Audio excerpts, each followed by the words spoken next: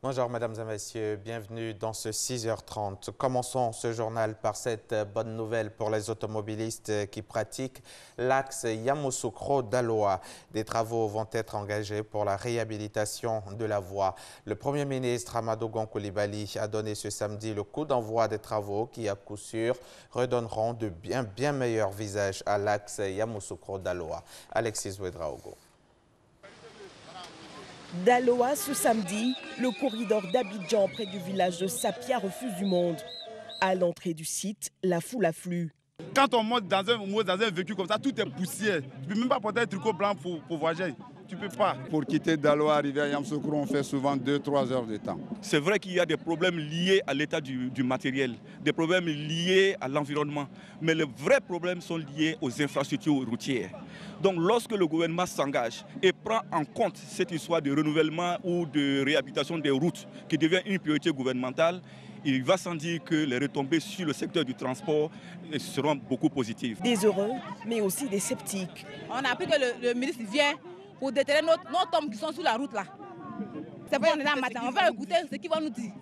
Des inquiétudes vite balayées. Les dispositions sont prises pour éviter d'impacter négativement les populations. Donc ces genres de rumeurs, nous avons l'habitude d'entendre. L'État est responsable, l'État protège les intérêts de tout le monde et l'État fait des investissements pour le bien-être de toute la population. 67 milliards de francs CFA, c'est le coût total de l'investissement pour ces travaux de 24 mois. Plus de 145 km de routes seront réhabilités. Lorsqu'il arrive, Amadou Gon Coulibaly est salué. Les travaux qu'il lance impacteront le quotidien des villes de Yamoussoukro, Bouaflei, Daloa en améliorant la sécurité routière. L'occasion pour les fils cadres de la région réunis autour de l'activité de dire merci au chef de l'État Alassane Ouattara. La dégradation très avancée de cette portion de route a causé des pannes à nos véhicules. Faciliter la tâche aux coupeurs de route et entraîner des accidents souvent mortels. Toutes les tentatives de réflexion se sont montrées vaines.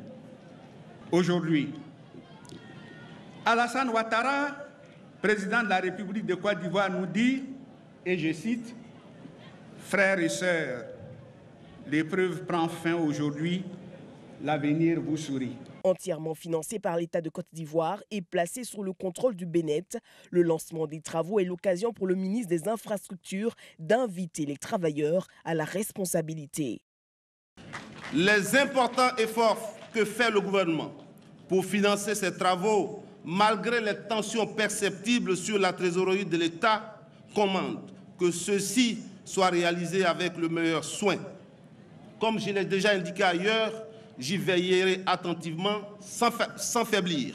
Invité au pupitre des allocutions avant tout propos, le chef du gouvernement a souhaité un vibrant hommage au chef de l'État Alassane Ouattara pour le succès du sommet UEUA, mais aussi pour son leadership.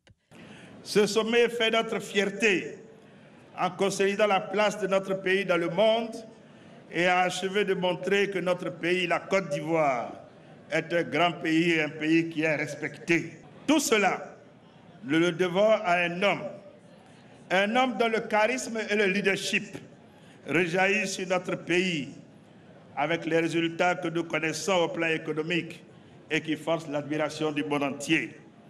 Un grand homme qui a fait de la Côte d'Ivoire un grand pays en seulement 6 ans. Et je voudrais, avant de poursuivre mon intervention, vous demander de vous lever pour qu'ensemble, nous félicitions et nous rendions hommage, un hommage mérité depuis Daloa à son Excellence, M. Alassane Ouattara, président de la République de Côte d'Ivoire. Oui, merci. Merci à tous. Le Premier ministre a dit l'importance du secteur routier dans la politique de l'État ivoirien. Il a par ailleurs annoncé plusieurs chantiers, dont l'ouverture des travaux de l'autoroute Thiébissou-Bouaké dans le courant du mois de décembre. L'objectif ultime est l'amélioration du niveau de vie des populations, notamment en facilitant la circulation des personnes et des biens et en soutenant les échanges commerciaux internes et intra-régionaux. La rencontre de Daloa a été l'occasion de lancer un appel à la cohésion nationale. Chers chefs traditionnels, Vous connaissez l'engagement du président pour la consolidation de la paix et de la cohésion sociale dans notre pays.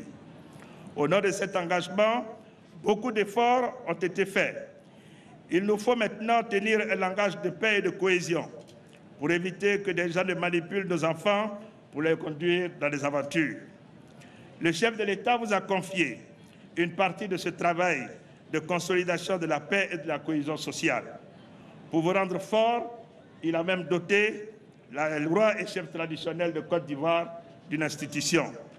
Je voudrais donc vous exhorter à jouer votre rôle de garant de la paix et de la cohésion sociale qui permettent d'aller au développement. Plate tournante des départs pour l'immigration clandestine, le chef du gouvernement s'est adressé à la jeunesse d'Aloa, l'invitant à faire confiance au gouvernement qui travaille à l'amélioration des conditions de vie des populations. Je voudrais donc lancer un appel à la jeunesse de Côte d'Ivoire, particulièrement celle de Daloa, de faire confiance à l'action du président de la République, son Excellence M. Alassane Ouattara. Son gouvernement que j'ai l'honneur de diriger ne ménage aucun effort au quotidien pour améliorer de façon durable les conditions de vie de nos populations, particulièrement de notre jeunesse. La date de fin des travaux de l'axe Yamoussoukro-Bouaflé-Daloa est annoncée pour le 30 janvier 2020. Le sommet UAUE s'est tenu ici à Abidjan les 29 et 30 novembre dernier. En marge de cet événement, la capitale économique ivoirienne a abrité les assises de la transformation digitale en Afrique. Il s'agit d'une plateforme de rencontres de haut niveau initiée en 2011. Elle vise à échanger sur les meilleures pratiques et identifier de nouveaux partenariats et opportunités d'affaires. Lors de cette édition 2017, le ministre Bruno Nabagné-Koné a été distingué et à travers lui, c'est la Côte d'Ivoire entière qui est honorée pour ses efforts déployés en faveur du développement digital. Serge Collier. Distingué aux assises de la transformation du digital en Afrique, Bruno Nabagné-Koné a reçu le prix pour la vulgarisation des TIC en Côte d'Ivoire. Il s'est dit honoré avant de réaffirmer la volonté du gouvernement à promouvoir le numérique. Le prix récompense la vision et le leadership qui ont été perçus dans notre action en Côte d'Ivoire. Cette vision, c'est celle du président Alassane Ouattara. C'est la vision de l'émergence en 2020 que nous essayons, à notre niveau, dans le secteur du numérique, de mettre en œuvre. Ce trophée marque la reconnaissance des principaux décideurs de l'écosystème numérique africain. Le ministre de la Communication, de l'économie numérique et de la Poste se voit ainsi félicité pour sa constante présence sur toutes les plateformes de promotion du digital. Il fait partie des personnalités qui m'ont encouragé à maintenir ce dynamisme. Et je vis également sa constance dans le gouvernement ivoirien. Et aujourd'hui, en termes de longévité, c'est le plus ancien ministre du numérique en place. Et également, il fait un travail formidable, un travail constant. Un autre prix a été décerné au directeur général de l'ANSUT, l'Agence nationale du service universel des télécommunications. Uloge Kipeya reçoit le prix du leadership et de la vision numérique en Afrique. Tenu en marge du sommet Union africaine-Union européenne, ces assises ont tablé sur 4 objectifs majeurs, entre autres, dresser le bilan de la situation numérique en Afrique, renforcer la coopération entre décideurs, échanger sur les bonnes pratiques entre professionnels de haut niveau, renforcer les partenariats et opportunités d'affaires.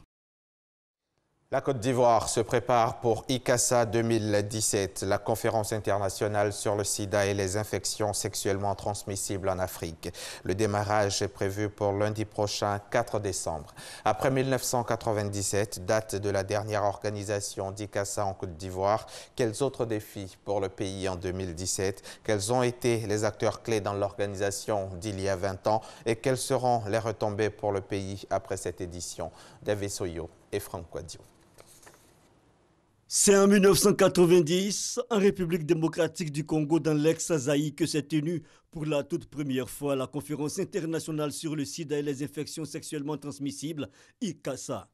Au départ, c'était une rencontre internationale qui se déroulait uniquement en Europe, mais c'est grâce au dévouement d'une quinzaine d'activistes africains chevronnés que l'Afrique a pu avoir une rencontre sur le sida et les IST afin d'échanger et de sensibiliser les décideurs pour ce qui concerne la lutte contre cette pandémie. Ce groupuscule de scientifiques africains se sont dit non, mais si le VIH est en Afrique, comment se fait-il que de telles conférences puissent s'organiser en Europe?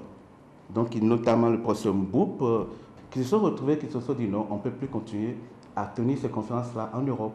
Ils ont demandé à Dr Peter Piot de bien vouloir les accompagner pour que ces conférences-là puissent s'organiser sur le sol africain.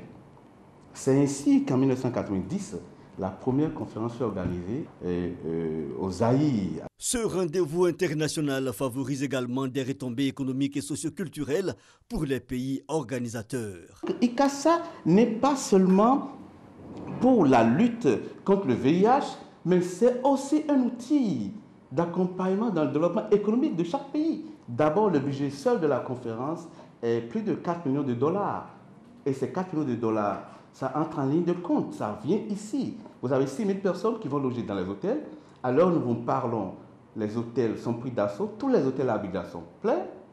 Et nous avons des délégués qui vont venir ici. La restauration, le tourisme, le transport, tout fonctionne dans le pays. Une occasion de favoriser le renforcement du partenariat entre le secteur privé et les acteurs du développement et impliquer aussi les gouvernants mondiaux et africains autour de la question du sida et des infections sexuellement transmissibles, et cela pour leur éradication à l'horizon 2030. Pour rappel, en 1997, la Côte d'Ivoire a accueilli la conférence internationale sur le sida et les maladies sexuellement transmissibles.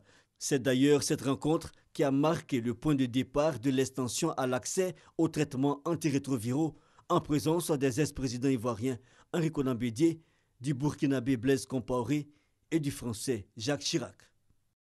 L'Office ivoirien des parcs et réserves vient de tenir une rencontre bilan de la gestion des parcs d'Azagny à Grand-Laou et les îles Éotilé de Jacquesville, deux aires protégées situées sur le littoral. Globalement, la gestion rigoureuse de ces parcs a permis de lutter contre l'érosion côtière. Cependant, la rencontre qui s'est tenue à Grand-Laou a mis un accent sur la nécessité de continuer à sensibiliser les populations environnantes sur des actes d'agression. Un prix vert est aussi institué. C'est ce que nous dit Thomas Kessambi. Sur l'ensemble des 14 aires protégées dont dispose la Côte d'Ivoire avec pour objet la protection de la nature sauvage pour la postérité et la conservation d'un symbole de fierté nationale, comment se sont comportés en 2017 les parcs d'Azagny, 19 400 hectares, et des îles Éotilé, 550 hectares, qui ont pour position phytogéographique le littoral. L'objet de la rencontre de Grand-Laou. Notre zone regorge d'importants potentiels et ces deux sites-là nous aident également dans le cadre de la protection de l'érosion côtière parce que c'est les deux sites aujourd'hui qui sont sur nos côtes. Si Azagny et les îles Éotilé ont résisté aux pressions et aux autres agressions dues aux activités humaines, comment pérenniser les acquis de leur gestion? Mieux, comment faire davantage? Le moyen tout trouvé, la sensibilisation assidue des populations environnantes des aires protégées. Et au bout du compte, la distribution de prix verts qui encourage l'implication dans les activités de protection et de sauvegarde des aires protégées. Ce genre d'atelier est très important dans la mesure où il entraîne une certaine prise de conscience au niveau de tout le monde. Parce que nous travaillons de temps en temps, il faut se retrouver pour faire le bilan, voir ce qui a marché, ce qui n'a pas marché et relancer la machine. Et comme si cela ne suffisait pas, l'intégration du sport dans la sensibilisation pour fédérer plus d'énergie autour de la question de la gestion durable des parcs et réserves. Dans les années 80-90, certains parcs du pays ont rencontré un succès touristique à l'échelle internationale, un niveau auquel l'OIPR veut revenir. Un mot d'actualité internationale en bref pour refermer ce journal. L'opposition togolaise était dans la rue samedi pour réclamer le départ du président Faure Gnassingbé. Malgré les incessants contacts des chefs d'État de la sous-région pour un dialogue qui sorte le Togo de la crise, la mobilisation ne faiblit pas. La manifestation s'est achevée dans le calme, mais sur le chemin du retour, des incidents ont été signalés. Les forces de l'ordre ont pris certains manifestants à partie. Un responsable de l'Alliance nationale du changement a été bastonné. Une nouvelle marche est déjà prévue jeudi prochain. Au Zimbabwe, le nouveau président Emmerson Mnangagwa a à peine nommé son gouvernement qu'il a déjà effectué son premier remaniement. 2 ministres en ont fait les frais. Clever Nyati, ministre du Travail, et surtout le ministre de l'Éducation, Lazarus Dokora. Sa nomination avait été une surprise, tant son bilan est décrié dans le pays. Lazarus Dokora a donc été débarqué du ministère de l'Éducation 24 heures seulement après sa nomination. Bonne journée sur RTI.